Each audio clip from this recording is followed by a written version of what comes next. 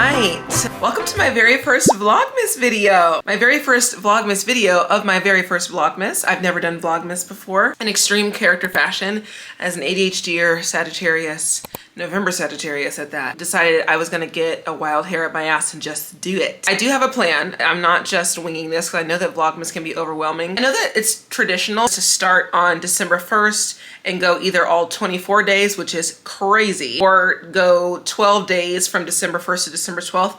But I just feel like it makes more sense, I want to do it a different way. I just feel like it's more fun to watch more festive videos leading up to Christmas. Like, you can put them on while you're wrapping gifts, while you're running around, getting your last minute presents, having a hectic time, while you're traveling. Like, I just think it's fun to have stuff in the background while you're doing that. And while everybody else is burnt out from the first 12 days, I'll have a little something something for you, hopefully. Oh, let me introduce myself. I always forget to do that. Welcome back to my channel. If you're new here, my name is Jordan. I am a 32-year-old cat mother of 2 living in Las Vegas. I was diagnosed with ADHD at the age of 21, but I knew way before then that something was awry up there. I want this channel to be a safe space for what they're calling type B people nowadays. People who may not be on the ball of things 24/7, but are not just like the derelicts of society, right? Like, we still have so much to offer.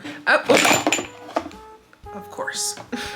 So let's get into my favorite products of 2024. For some of these things, I have been using them since, I don't know, the day I was born. So they are continual, what do they call that? Evergreen? No, that when they, whatever. Yeah, I've got 3 categories here: body, skin, and hair. And we're gonna go in that order.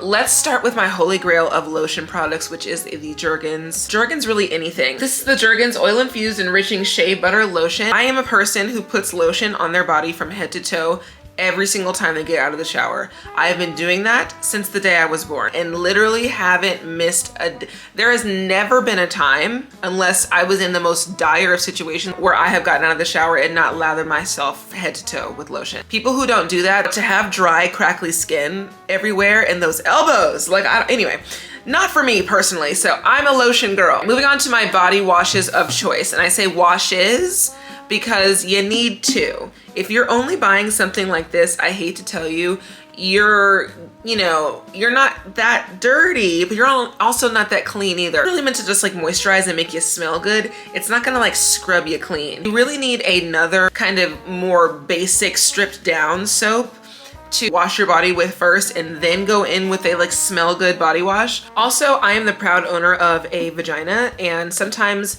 people with vaginas like to use a different soap for that area, which I can't imagine how you don't do that, but mine's particularly sensitive. I kind of kill 2 birds with 1 stone and do the Summer's Eve fragrance-free daily gentle wash as like my all over lather, my first lather, my really scrub-a-dub lather. It's fragrance-free. I can get it in my sensitive areas and not have to worry about any kind of irritation and whatnot. My second lather, I will go in with the Olay Ultra Moisture Shea Butter. I think there's a theme here. Complex Body Wash.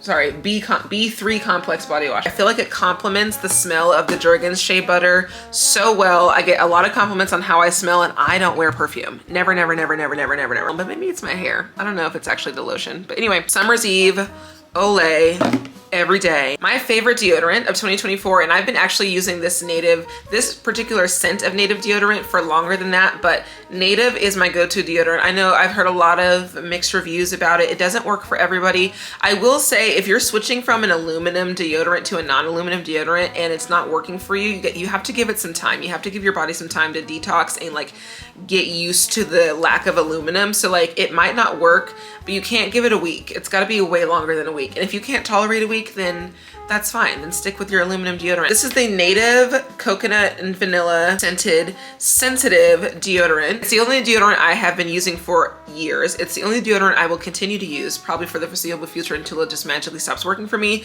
So Native, if you're hearing this, I'm more than physically relying on this. It's crossed over into mentally relying on this. If this goes away, I can't handle that mental anguish. So please keep making that. All right, on to the skin category. Let's talk about sunscreen, okay?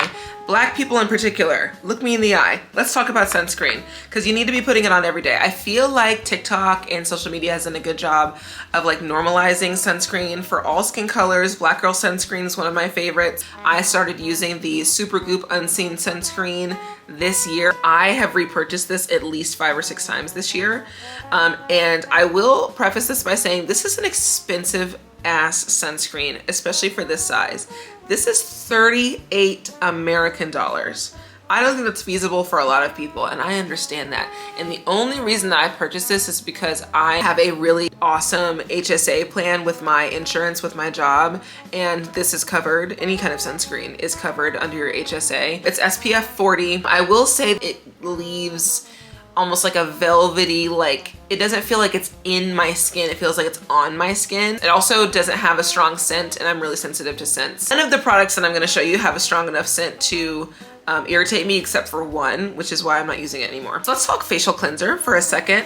The facial cleanser I've been using this year is the CeraVe Renewing Salicylic Acid Cleanser for normal skin. I would say that I would classify my skin as normal now. I grew up, I didn't have completely cystic acne, but I had the occasional cystic pimple. It was either junior or senior prom where I had to go to the dermatologist literally the day before prom to get a cortisone injection into a zit the size of a fucking quarter on the size of my nose. It was huge. Anyway, only recently have I not needed a like medicated cleanser every day. I would say in the past like maybe 3 years. This really is the backbone of, I feel like, the progress that my skin has made this year in terms of evenness. And I know I'm wearing makeup right now, but in all of my other videos I'm not. I feel like my pores have actually shrunk by using this consistently. I love it. I'll continue to buy it. It will continue to be my medicated cleanser for the foreseeable future. I did some research this year also and found out that salicylic acid specifically is the best thing for my skin type. And that's the same for this Hero Pore Release Blackhead Clearing Solution. This is like my tougher toner. But on the days that I use a non-medicated cleanser, I will use the heavier toner. I've actually had to use this less as time has gone on. So I would say that now it is a weekly toner for me, but I used to use it maybe like 3 times a week. Now I can use it as like kind of a spot treatment on really like nasty pimples. Once I open them up, just like give it a little sizzle. There's so much stuff that I thought that I saved that I didn't, and I threw it away thinking I had this already. I did not save it. But my other favorite toner is the, what the fuck is that brand? Oh Jesus. With the red top. Guys, what is that brand? I smoke too much weed. I'm going to look it up really quick. Thayer's. What the fuck? Thayer's brand is the other witch hazel toner. Now moving on to one of my favorite brands that I discovered last year, but I used them all through this year. This is another popular brand, I feel like, in the online beauty realm, Naturium. I love their products. I feel like they are high quality without being too high priced. So the products I've been using from them are going to be their niacinamide serum with 12% plus zinc 2%. So niacinamide at 12%, zinc at 2%, with hyaluronic acid and vitamin C. I also tried their niacinamide gel cream at 5% as more like a night cream. It's a gel cream, so I just really loved the way that it kind of sealed my face at the end of the night. They don't put this in the jar anymore, or maybe I just haven't seen it. I wish that they would put it back. Are you listening, Naturium? I love it in the jar, and I would love it back in the jar. If I missed it, I'd love for you to catch me up. Moving on to under eyes. I just turned 32, but my 31st year was the year of the under eye cream. The first product I want to talk about is my personal holy grail for under eyes. With consistent use, I feel like this is the best under eye cream. Not that I've tried a whole bunch, but I really like this one. It's the Rock Retinol Correction Line Smoothing Eye Cream, and I put this on twice a day, morning and night, most days. I'm so like self-conscious about the eye wrinkles that I think about this all the time, and I rarely skip this, even if I don't wash my face. I know that's bad. I think it's a reasonable price for an under eye cream. I'm really no qualms about it. It doesn't have any smell at all, and it's good. This is an example of one of those fancy skin brands that I did not purchase. This was obviously a sample size. It's the size of my thumb. The Youth to the People Dream Eye Cream, Smooth, Hydrate, and Firm. Wait, no.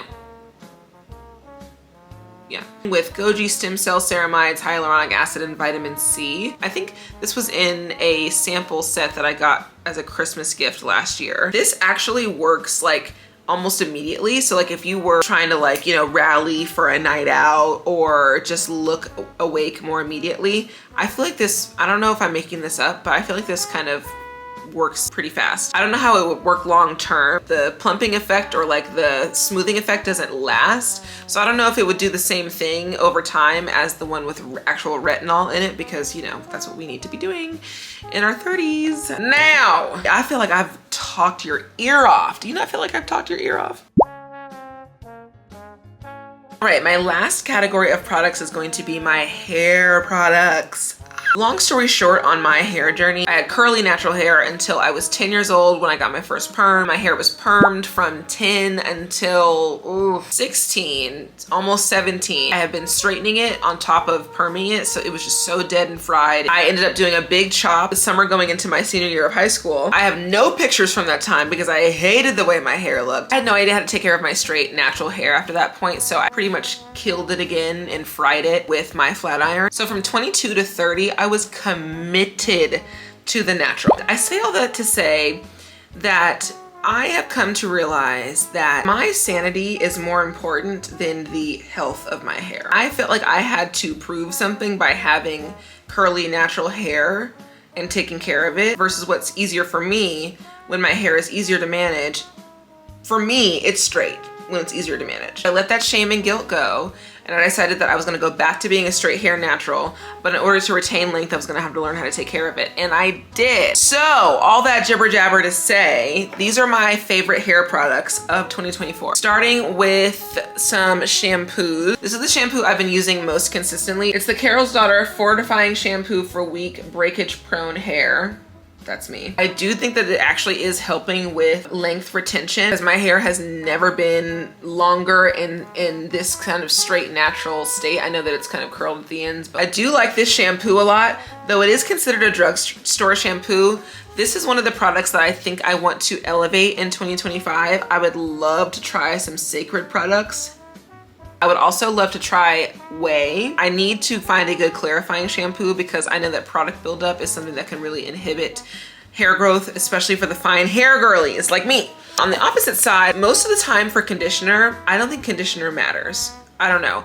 I feel like the purpose of a conditioner is just so I can comb through my knots in my hair. It's not gonna, I don't feel like it's adding any real moisture to my hair while I'm in the shower. So I've never really been picky about the quality of my conditioner. I mean, I've used Aussie Moist before. Like, I don't think it matters. What I have in my shower right now, I wanna say is of a larger version of this. It's the Pantene Gold Series Moisture Boost Conditioner with argan oil. I don't think argan oil does anything but make stuff smell good, but I do like this conditioner for slip. I like the slippage of this with a wide tooth comb. I feel like I'm easily able to get through my hair in the shower. No tangles, it smells really good, not overpowering. I will be repurchasing. Now let's talk about post-shower styling, heat styling products, and things of that nature. This is my lineup currently for heat protection / styling. I've got 2 heat protectants and a hairspray here. This is the BioSilk Silk Therapy Thermal Shield Spray Protector.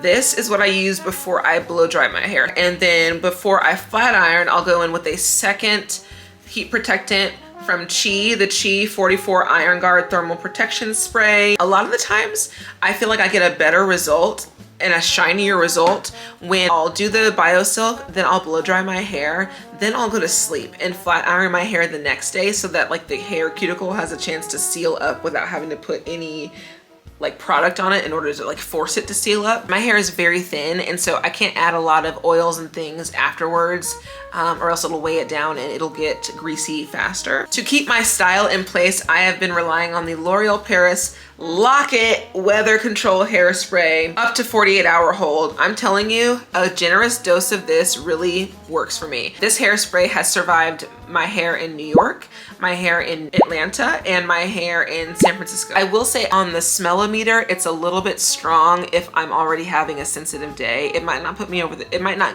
take me to a migraine if I don't already have one, but if I'm teetering on the edge, I won't use this. So that's it for my favorite products of 2024. I hope you enjoyed hanging out with me. This was a lot of talking, and there's no way that you enjoyed this to the end. I just can't believe it. But if you did happen to like this video, give it a thumbs up, Subscribe if you feel inclined. This was my first Vlogmas ever. Thank you so much. If you are watching this, you are a part of history. This is a milestone. I'll be posting every day through Christmas Day, if all goes according to plan. This is my first time after all. And that's all I have to say for today. If you made it all the way to this point in the video, throw me one of those Christmas tree emojis, the one with the ornaments on it, in honor of this Christmas tree mug from Target that every single person on the planet has. Thank you so much for watching. I'll see you tomorrow in my next Vlogmas video. Okay, bye.